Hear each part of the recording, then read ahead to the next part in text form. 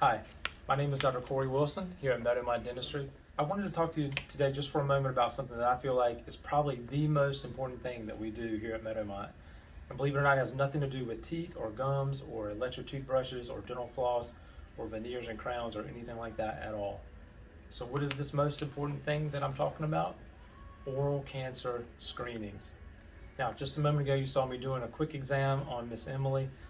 Exam takes about 2 minutes or so, very quick and easy.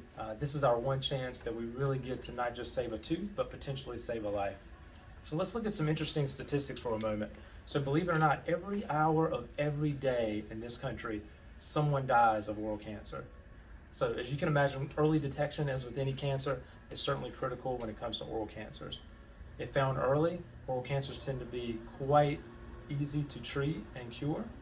However, if discovered late, oral cancers can be comparatively quite aggressive as compared to other cancers, and sometimes can quickly get out of control and not be able to be fixed or cured. Now, you're probably wondering, so how do we detect oral cancer?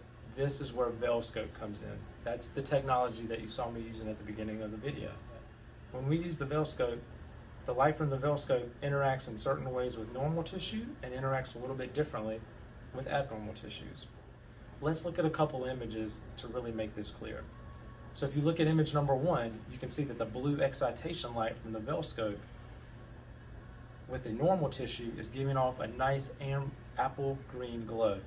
Whereas with the abnormal tissue, those tissues absorb almost all of the light and reflect back almost nothing at all, and so in this image actually look dark or black. Now, let's move on to image number 2. The top image is obviously the roof of the mouth and is an unaided, unassisted view, not with the Velscope.